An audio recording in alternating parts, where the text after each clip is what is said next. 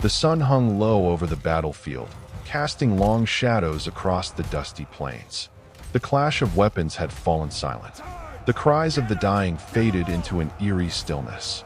On one side of the field stood an army, thousands of men, banners fluttering in the wind, armor gleaming, convinced of their overwhelming numerical superiority. On the other side, barely 1,200 warriors remained, bloodied, exhausted, seemingly broken. And then the impossible happened.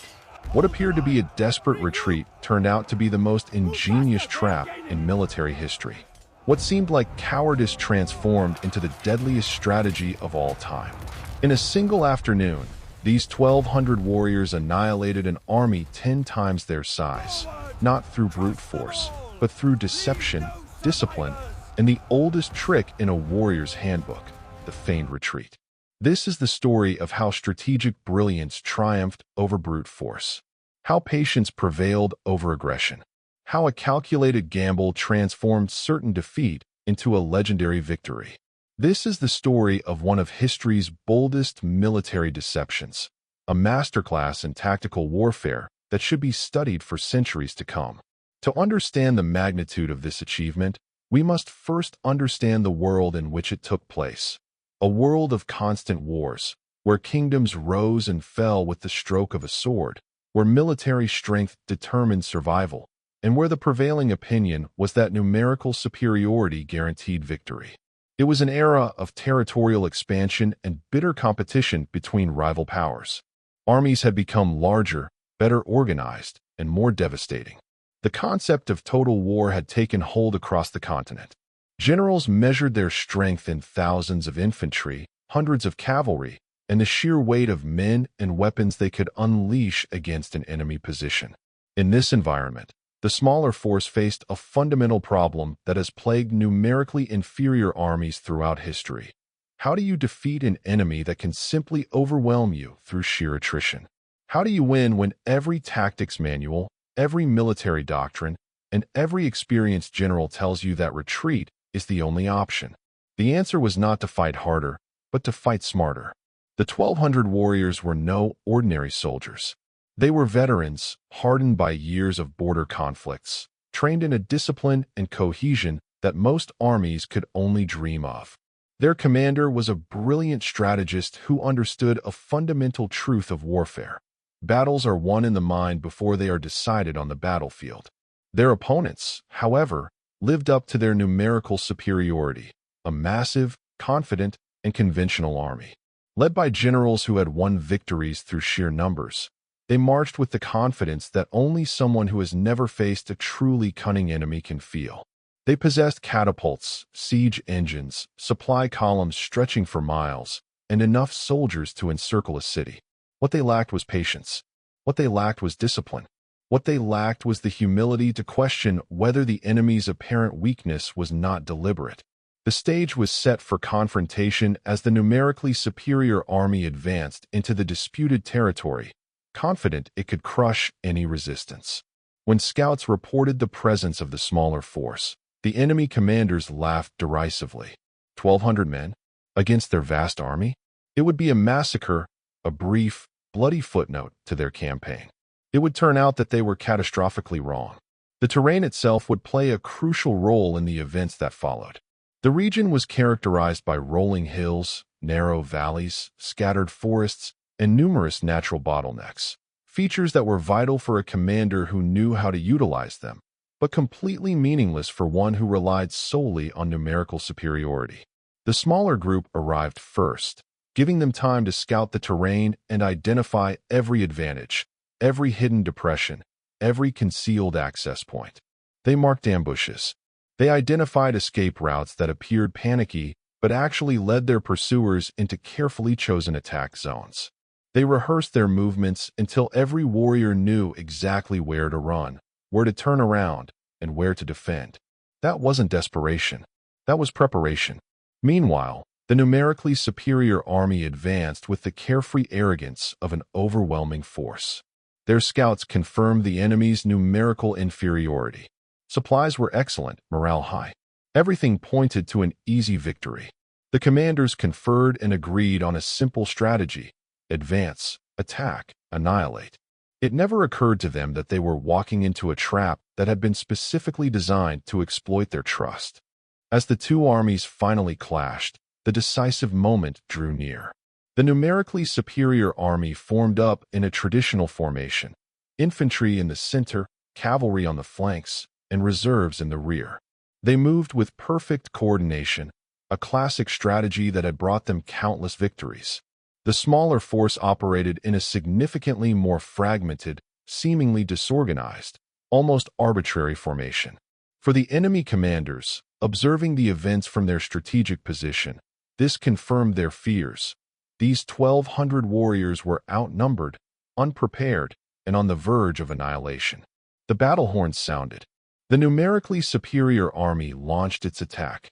Thousands of paces made the earth tremble, banners fluttered in the wind, and weapons rose like a steel forest. Victory seemed inevitable, and that is exactly what the numerically inferior warriors wanted them to believe. The art of feigned retreat is as old as warfare itself, yet it remains one of the most difficult maneuvers. It demands iron discipline. Soldiers must feign a panicked flight while simultaneously maintaining unit cohesion. Perfect timing is essential. If the retreat is initiated too early, the enemy will not take the bait. If it is initiated too late, it will become a reality. And above all, it requires absolute trust between commanders and soldiers, because our instincts tell us that we must not deliberately cede ground to a superior force. The 1,200 warriors possessed all these qualities, acquired through years of training and combat experience. They understood that a feigned retreat was not a single action, but a carefully choreographed sequence of movements designed to manipulate the enemy's psychology at every stage. His commander had studied the enemy thoroughly. He knew that their doctrine called for the aggressive pursuit of disorganized troops. He knew that their cavalry commanders were young, ambitious officers eager to prove themselves through daring actions. He knew that while their infantry was numerous, it lacked the cohesion necessary to maintain formation during a rapid advance across difficult terrain. And above all, he knew that nothing is more discouraging for an army than seeing an enemy in retreat. Every element of the plan exploited these weaknesses. The initial contact was carefully planned. An advance guard of 200 warriors moved forward to engage the enemy leaders.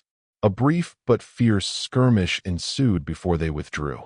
Without scattering or fleeing in panic, they retreated in an orderly fashion, slowly enough to maintain contact, but quickly enough to betray their growing desperation. The enemy has taken the bait. The initial clash shocked both armies. Steel clashed against steel, shields shattered, and men fell to the ground screaming. For about 10 minutes, the vanguards of both armies engaged in brutal hand-to-hand combat. Then, as if on cue, the weaker force began to diminish. It was not a dramatic event. No one laid down their weapons or fled. Instead, the warriors began to retreat, maintaining their shield wall and fighting defensively rather than offensively. Meter by meter, they ceded ground to the enemy infantry who pressed them. For the attackers, it was like a surge of energy, as if victory were within their grasp. Their officers shouted words of encouragement to them. Reinforcements rushed forward to exploit the apparent breakthrough. The entire front line of the vastly superior army advanced with renewed vigor, convinced they were witnessing the beginning of defeat. The smaller force continued its retreat, gradually increasing its pace. Now they advanced faster, their shields still raised, but clearly under pressure. Some warriors stumbled. Others looked back as if searching for escape routes. Every detail reinforced the impression of an army beginning to crumble under crushing pressure. The enemy commanders, observing the events from a hill behind their lines, nodded in satisfaction. The battle was unfolding as expected. They ordered their cavalry to prepare for pursuit, instructed their infantry to maintain the pressure, and began to plan how they could overtake and finally annihilate the retreating enemy. None of them suspected that they were dancing to a different melody. What followed was a masterpiece of coordinated movement disguised as chaos. The 1,200 warriors began to retreat ever faster, their formation appearing to disintegrate and dissolve. Groups of warriors broke away from the main force and fled, seemingly in different directions. The officers appeared to be losing control of their men. They lowered their weapons. Unmistakable signs of demoralization spread through the ranks. It was completely, absolutely, and in every way wrong. Each of the fleeing groups headed for predetermined positions. Every warrior, gripped by panic, followed the rehearsed instructions. The apparent chaos concealed perfect discipline. The formation had been deliberately broken up, creating several pursuit columns designed to separate the enemy forces and lure them into the prepared attack zones. The army reacted largely as expected. Its cavalry, spotting scattered groups of seemingly defenseless enemies, charged forward bloodily and arrogantly. The infantry panicked and abandoned the steady advance that could have preserved the unit. The officers lost sight of the overall strategy and instead focused on the immediate opportunity to massacre the retreating enemy. The disciplined advance turned into a furious chase. The organized army became a mob, hunting down those they believed to be defeated warriors fleeing for their lives. This was the crucial moment. The transition from a feigned retreat to a genuine trap depended on maintaining the deception long enough to lure the enemy forces into the terrain that the outnumbered troops had carefully prepared. If they advanced too far, the enemy would recognize the trap and withdraw. If they lingered too long, the pursuit would catch up with the warriors before they reached their positions. The smaller force led its pursuers through a seemingly open landscape, which was, however, riddled with natural ambushes. A valley that initially appeared to offer a clear path narrowed further ahead, forcing the pursuers into a confined space. A gentle slope concealed a steeper ascent where the cavalry would lose momentum. A wide meadow bordered woods that could conceal entire units. The warriors knew every detail precisely. The pursuers noticed nothing. As the pursuit progressed, the enemy forces naturally split into different groups. The fastest cavalry units at the front, the infantry struggling to keep up, and the support and command elements lagging behind. The once cohesive army was now scattered over kilometers of terrain, fragmented into isolated and devastating blocks. Nevertheless, the smaller force continued its retreat, maintaining an air of panic while perfectly positioning itself. Groups of warriors disappeared into forests and onto mountain ridges, remaining visible only until the pursuit could no longer be abandoned. The enemy cavalry, in particular, spurred on by the intoxicating sight of the fleeing foes, had advanced far ahead of the supporting infantry. They cheered triumphantly, convinced they would annihilate the remaining warriors and bring the battle to a glorious end. They were on their way to a carefully prepared extermination zone and were completely unaware of it. Behind them, the infantry scattered across the rugged terrain. The units were separated, communication had broken down, and all cohesion had been exhausted. The formidable army, which should have been an unstoppable force, had become a scattered collection of vulnerable targets. The trap had been set. Now it just needed to be triggered. The enemy cavalry's vanguard had pursued the fleeing warriors into a narrow valley, flanked on both sides by wooded slopes. The pass seemed to promise a continuation of the chase. The warriors could be seen at the forefront, still running, apparently still panicked and disorganized. Victory seemed imminent. Then the world erupted into violence.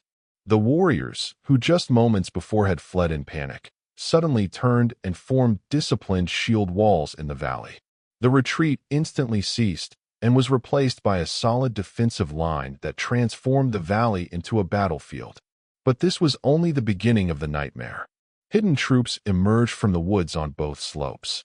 Archers, concealed among the trees, unleashed devastating volleys upon the densely packed cavalry. Warriors with spears and axes charged down the slope and attacked the flanks of the bewildered riders. What had begun as a chase transformed in seconds into a massacre. The cavalry, surrounded by enemies in the narrow valley, desperately tried to turn their horses and retreat. But more of their own troops advanced from the rear, unaware of the impending catastrophe. Horses crashed into each other, riders fell, formations dissolved into chaos. Shouts of triumph turned into cries of despair. That wasn't a fight. That was a massacre. The ambush had been planned with ruthless precision. Every feature of the terrain served its purpose. The valley walls hindered lateral movement and forced the cavalry into a confined space where their numerical superiority proved more of a disadvantage than an advantage. The forest had concealed the ambushed troops until the perfect moment. The narrow pass formed a natural bottleneck, making retreat just as difficult as advance. The warriors performed their tasks with proven efficiency. The archers first attacked officers and cavalry to maximize chaos and prevent organized resistance. Infantry units blocked escape routes, forcing the trapped cavalry to huddle together unprotected under constant fire. Small assault parties advanced through the chaos, attacking isolated groups and preventing any attempt to regroup or establish defensive positions. Within minutes, the entire vanguard cavalry, hundreds of elite riders who had confidently launched their attack to secure victory, was almost completely wiped out. Those not killed instantly were wounded, fallen from their horses, or had fled back to their own lines in panic. But the cavalry was only the first target. As the scattered remnants of the cavalry retreated, they encountered their own infantry, which was still advancing, presumably in pursuit of fleeing enemies. The clash immediately descended into chaos. Terrified horsemen tried to flee, bewildered infantrymen tried to comprehend what was happening, and officers shouted conflicting orders. Amidst this chaos, the smaller force attacked again. The warriors who had ambushed the cavalry pursued them down the valley, driving the survivors like a human avalanche toward the enemy infantry. At the same time, other elements of the smaller force, those groups that had fled in different directions, appeared on the flanks and rear of the enemy infantry. The numerically superior army was suddenly attacked from several sides simultaneously. The confident pursuit had turned into a desperate defense. Units that had just moments before been hunting down defeated enemies were now isolated, surrounded, and fighting for survival. The enemy commanders in the rearguard finally grasped the full extent of the situation. They had been deceived. Their aggressive pursuit had scattered their forces across terrain specifically chosen to neutralize their numerical advantage. Their cavalry, their elite troops, had been annihilated. Their infantry was fragmented and under attack from multiple sides. They tried to gather their forces to bring order to the chaos, but it was too late. The numerically inferior force had completely seized the initiative and exploited its advantage with relentless aggression. What followed was not a battle in the conventional sense. It was the systematic annihilation of an unorganized mob by a disciplined and coordinated fighting force. The 1,200 warriors proceeded with determination and precision, exploiting every weakness and attacking even the smallest pockets of resistance. The enemy units attempted to establish defensive positions, but were attacked before they could fully form their formations. The officers tried to organize counterattacks, but were precisely targeted and eliminated. Several attempts to retreat failed, but every rout led into a new ambush, into another death zone. The warriors fought with the confidence of those who had already won victory. Every part of their plan worked perfectly. The terrain was favorable. They held the initiative. The enemy was crushed, both mentally and physically. The army's numerical superiority, which had been so overwhelming at the start of the day, had lost all meaning. Scattered across miles of rugged terrain, unable to concentrate their forces and attacked from multiple sides, the thousands of soldiers could do nothing to counter their numerical superiority. They were not fighting as an army.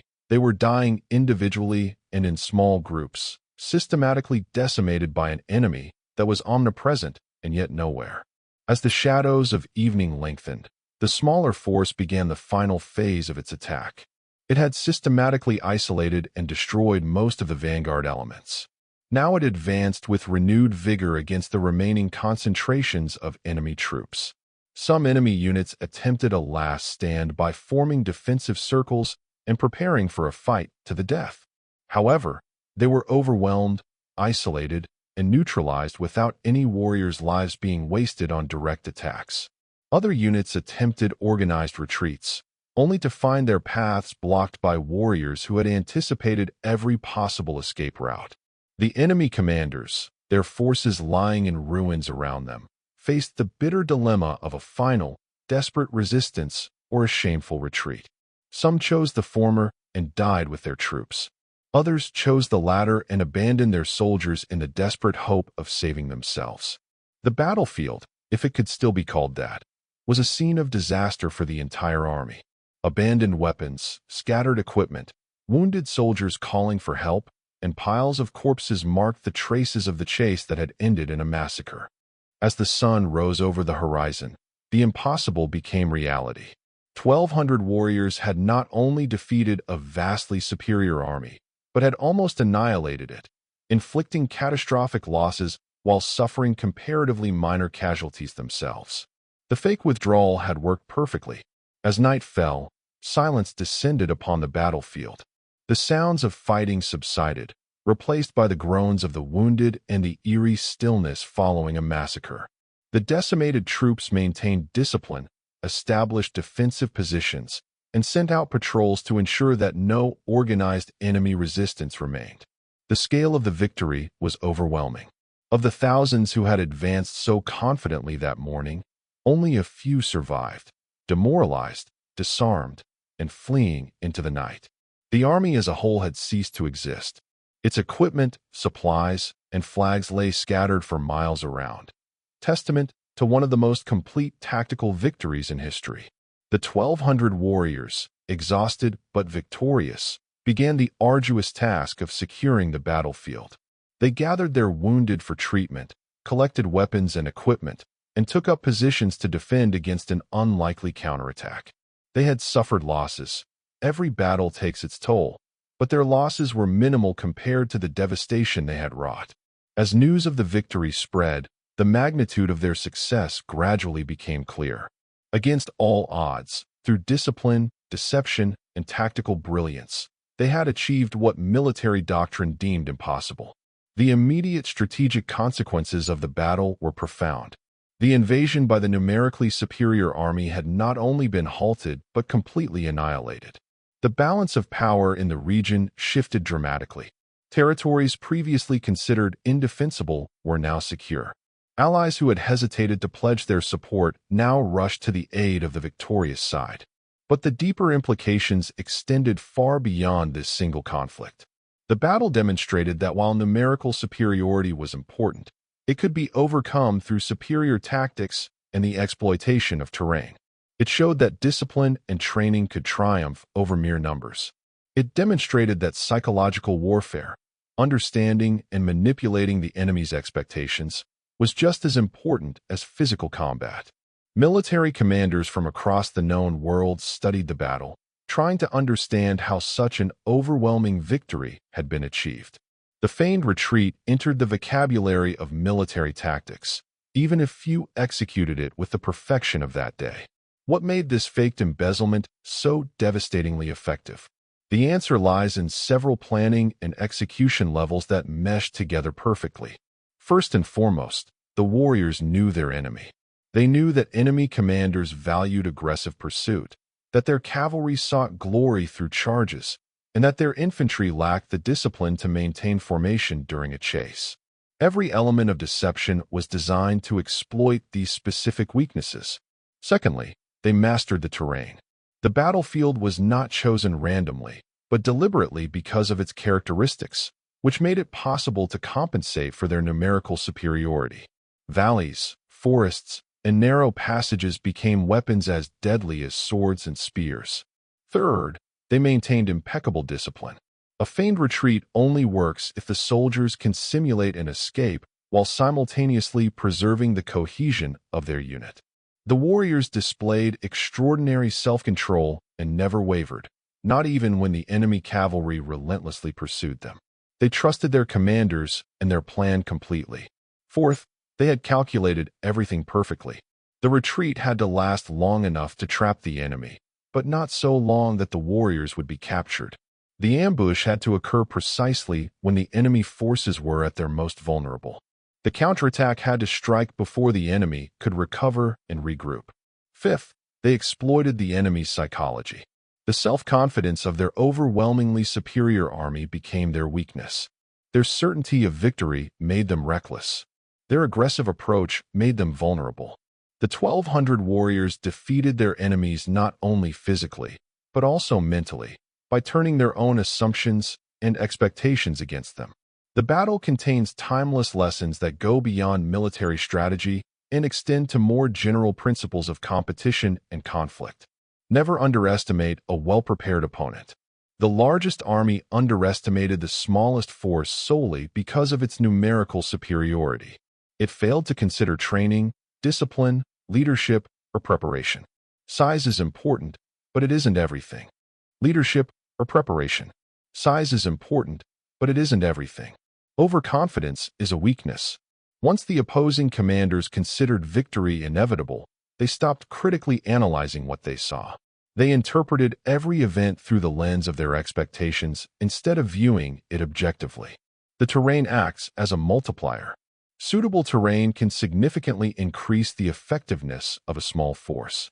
Understanding and utilizing the characteristics of the environment can compensate for considerable numerical disadvantages. Discipline triumphed over numerical superiority. The 1,200 warriors won because they stuck together and executed their plan flawlessly. The larger army lost because its discipline faltered during the pursuit. Its troops became scattered, and its advantage was negated. Deception requires flawless execution. A feigned retreat is extremely difficult to pull off.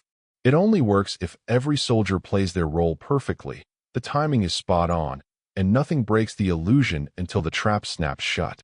The victory resonated in military history for centuries. It became a case study of tactical warfare, analyzed at military academies and discussed by strategists. The feigned retreat entered the repertoire of battlefield tactics, but only a few commanders achieved perfection in its execution that day. For the 1,200 warriors, the battle became legendary. They defied unimaginable adversity and emerged victorious thanks to their courage, discipline, and intelligence. Their names were recorded in chronicles and celebrated in tales. Their deed proved that intelligence and preparation can overcome brute force.